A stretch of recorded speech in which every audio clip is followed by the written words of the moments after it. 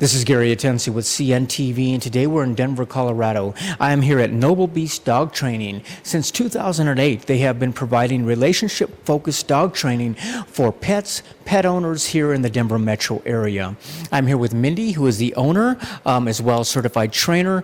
Share with me, Mindy, let's start off a little bit about yourself. I mean, you began really as a young girl, understanding that you had a relationship with not only dogs, but animals in general.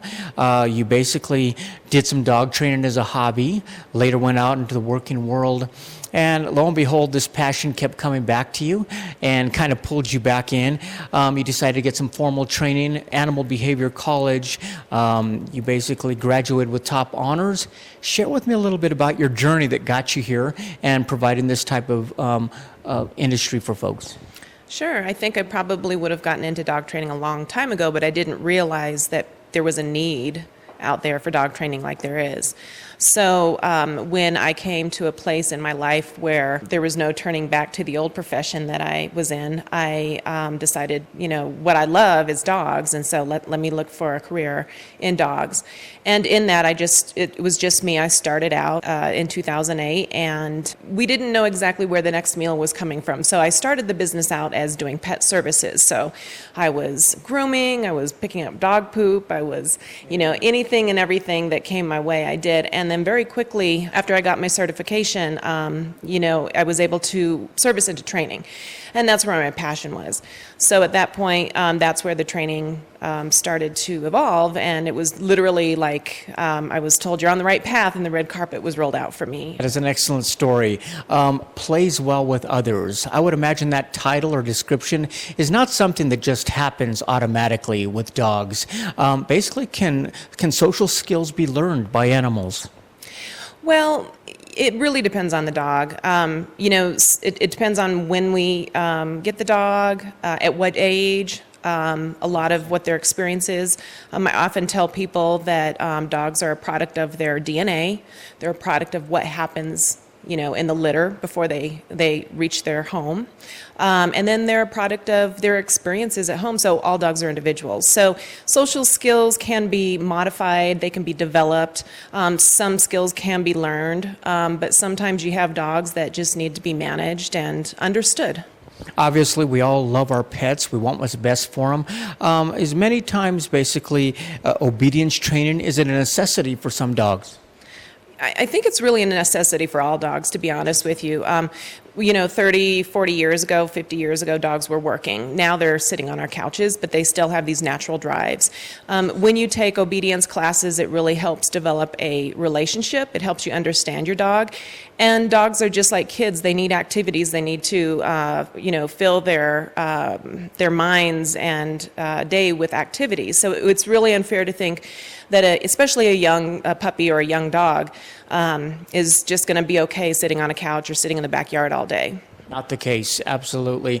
Let's start off, first of all, as owners out there deciding what courses would be best for them. I imagine a good place to start would be the Playful Pup Social Hour. Tell me a little bit about that. Yes, that's for puppies that between 8 weeks and 20 weeks. Sometimes we go a little bit older than that. That's a good place for puppies to start. And socialization, we believe, or lack of, is the number one killer in dogs. So that's a class that we offer to the community for free. Because we feel very strongly that, if we can get some people in and help them understand how important socialization is, then we can at least start getting some puppies on the right path. Excellent. I mean, obviously a great way, and as well as an affordable way, is through group classes. The first one we'll talk about is the Delightful Dog. Tell me that beginner class. Yeah, that beginner class is our most popular class, of course, and it's a good class for puppies or dogs that you've just rescued, especially because as you rescue those dogs, you do have to open up the relationship. So it's a great way to open up that bond and that relationship. It basically covers all the basic manners and obedience that your pup or dog will need. So everything, and the first class is actually a dogless class, and we go over a lot of the behavior challenges that you'll see as well. So nipping, jumping, potty training. We even have how to break up a dog fight in there. So lots of really good information that the owners actually take a whole folder home with so that they can go and digest and start the training process on the right foot. What about as we move on to an intermediate classes like that of Divine Dog? What are you going to learn in there? The Divine Dog is going to carry through a lot of the commands from the Delightful Dog. We're going to add on a few more commands in there. But this is a class where it's a lot more challenging because we often see the adolescent dog attend this class. And the adolescent dog is very similar to the adolescent human. So they're testing boundaries, their listening skills waver a little bit. They're figuring out who they are. And in that, the world becomes, they realize how big the world is. And two things can happen. They can, three things. They can adjust and kind of go with the flow. For some dogs, it becomes very scary, and you'll see some behavior problems happen. And then other dogs, they want to explore it. So they're just, again, their listening skills kind of go a little astray. But in that class, we're really building on the distance, duration, and distraction, using the commands in those situations. So where you might be able to do a sit in your living room, we're going to want the dogs to be able to do a sit when joggers are running by or when other dogs are around. So it's really putting on the practice and making sure the dogs are comfortable and know the meaning of sit everywhere they go. Interesting. As we move on to the advanced class like that of a Canine Good Citizen, share with me what they're going to learn there as well. The Canine Good Citizen is actually advanced class that really brings everything that the dogs have learned from beginner, intermediate, all into one class. We don't learn a whole lot new. There are some things, but really what it is we want them to be able to pass the Canine Good Citizen, which for some dogs is the beginning stages of actually therapy dog work or service dog work, depending on what their owners want. So they do get a certification from the AKC once they pass the test. And, there's going to be some dogs that don't pass the test right away, so we don't put an expiration date on the test. We allow people to take the test or the class and then actually practice and then let us know when they want to take the test. So there's not a whole lot of pressure. And one of the things is again, we have a lot of young dogs that want to pass this advanced class. And part of being a really, solid, good dog is maturity. Time and maturity and training and patience, of course. So we really want to be a very friendly, user-friendly company with, helping the people with their expectations, that they have with their dogs. And make sure that they're not pushing them too hard or putting, too high expectations on them. Excellent. What about sporting classes? You have something called the Noble Beast Rally. What is that all about? Yeah, the rally class right now, we are in a position right now where we have that class on hold because we're waiting for a location. We're looking at a building right now, and we're hoping to have a building in the next 60 days that we can actually provide the rally class, or open up that class again. The rally class is a lot of fun. It is a sport, but this beginner class is really, it's equivalent to an intermediate class. So you do have to have a beginner, basic obedience and manners foundation. But the rally class is basically set up where you and your dog hit stations, and at that stations there's going to be instructions, and then you have to actually have your dog perform the instructions right there. And so it's not, at the end we do a fun competitive test, but at that point, it's just a beginning rally class. And with the new building, we do hope to bring in some really awesome trainers that can provide more competitive rally, maybe agility, tri-ball, all the sporting events, that people, after they get to a certain level with their puppy that they can move into. Obviously, we've spoken a lot about group classes out there, which is, like I say, affordable. What about folks that actually want private classes or even maybe private in-home class for their dog? Is that possible as well? Absolutely. We have all three of our group classes, our Delightful, our Divine, and our Canine Good Citizen, we can certainly take to your living room. And a lot of people do that simply because it's hard to commit to the same class, same week, same time, every week. So we find that with people who travel a lot, nurses, people who have schedules that, just don't comply with that. So we can certainly bring that to your home. And for the intermediate and advanced class, we actually take field trips, and so that we can actually get some good solid work with distance and distractions and duration and things out and about. So we do have obedience that we can do at home, basic stuff. We also do behavior modification type stuff for minimal to moderate fear, anxiety, or aggression. We don't go, one of the things that we don't focus on or that we don't take on is moderate too severe aggression type cases. I am co-founder of the Colorado Dog Trainers Network, and in that we know a lot of great trainers. So what we do is, if we can't help you, we will make sure that we put you into the hands of a competent trainer who is a professional. We know that they're in business, and we know they have the availability. So whether, if you reach out to us, if we can't help you, we'll find you help. I mean, the thing I pick up really, Mindy, is the fact that, like you said earlier, it's relationship-based, centered, focused, because of the fact that dogs, like humans, depends on what age you get them at. I mean, they're more impressionable or not. They learn differently. Not only that, but what they've been brought up with. These are all things that affect them and really determine if there is behavior modification needed. But no matter what, you're talking about the necessity to actually have obedience training done is very important today. Yeah, absolutely. And there's a lot of different training styles out there. And one of the things that we absolutely won't teach is to use fear, pain, or intimidation in training your dog. We come from a scientific standpoint, and we feel that we need to provide training that a little girl can do. A woman who's 5 foot, 100 pounds, and has a 100-pound Great Dane can do with her dog. There's some people who simply mentally can't do the punishment-based training. And there's some people who physically can't do it. So we need a training that's effective with all people and with all dogs. And when you throw fear, pain, or intimidation into, the mix, it really creates a questionable relationship. And you see that even with people. You can love somebody dearly, but if you don't trust them, if you don't trust that they're not going to, be consistent and not hurt you, then the love, will only go so far. Really what you did here, Mindy, is you found a niche that folks weren't really doing out there. You have group classes, but you also keep a limit on those groups to make sure they're getting the highest training. Tell me a little bit more about that. Yeah, it can be a little confusing because what we have is group classes, group obedience classes where you take your dogs to.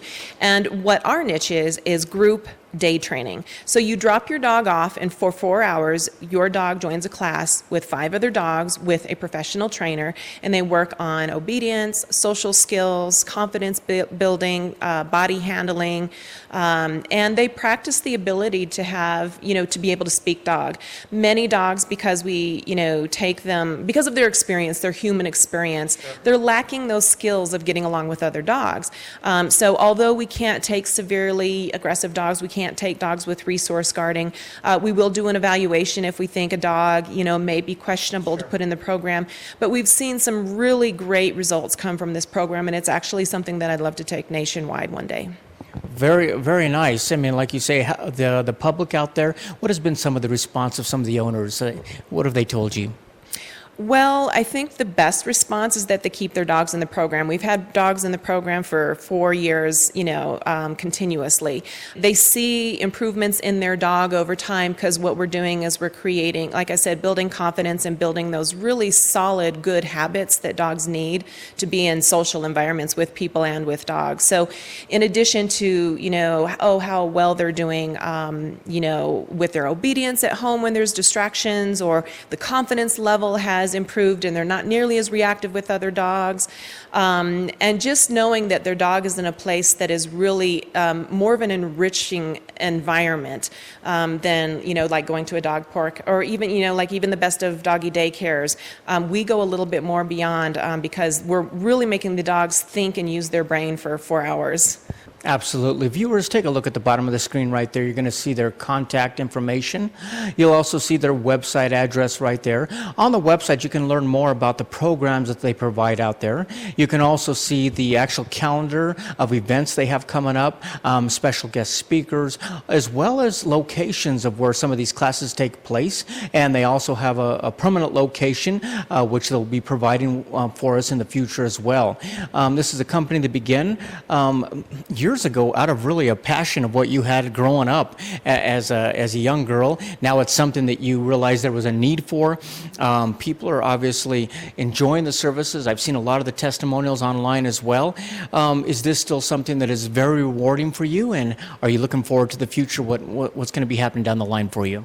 Absolutely. One of the things that came about that I didn't think was going to come about is I've been able to actually bring on board wonderful, wonderful trainers. So when you work with Noble Beast, I do have a lot of people who work, with me, but we have a great team of trainers, and there is a certain standard of professionalism that I hold the trainers to, and it comes really naturally for them. So we have, what's different about our trainers is, they do have years of experience with behavior and training, but they're also really conscious of, making sure that not only the dog is successful in having a great time, but also people. So what had come that I wasn't expecting was the development of bringing on, expanding the business, bringing on, great trainers. And now as a team, I feel very confident that, whoever, gives us a call, we can help. Again, if we can't help them within Noble Beast, we'll refer them out. But, I come from a standpoint that it takes a village to raise a dog. So. Now, like you say, you're now aligned with like-minded individuals like yourself who understand the importance of obedience training, the necessity, but yet it's really, you guys all do it because you love dogs. Absolutely. And it's something that you really enjoy. One of the ways you've been able to give back is in providing a scholarship. Share with me a little bit about that.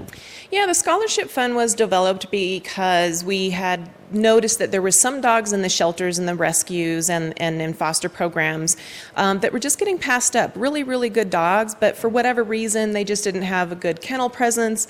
A lot of times, plain black dogs get passed up. And so we wanted to say, hey, this dog has value. And so we would add training to their adoption papers. We've actually expanded, and that has worked out well for, a few dogs. We have also looked at expanding it to help people who are on disability or low income with their training costs. So if somebody is having a hard time, because dog training can get very expensive, especially if you have a dog that has some behavior challenges. So what we do is we basically, take into account what they make per month, and then we can contribute a certain amount from our scholarship fund. Making the training affordable for anyone out there, that is wonderful.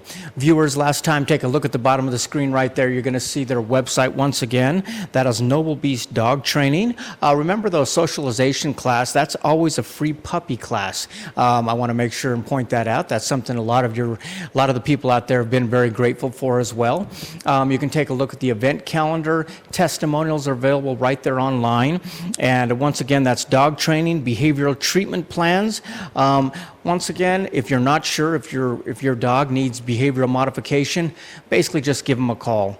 Call them up. They will walk you through the steps, find out if there's a class appropriate for you. If it's something that's more severe, they work with many professionals in the area. They can definitely lead you in the right direction. That is Noble Beast Dog Training, located here in Denver, Colorado. This is Gary Atensu with CNTV. And if you don't know, now you know.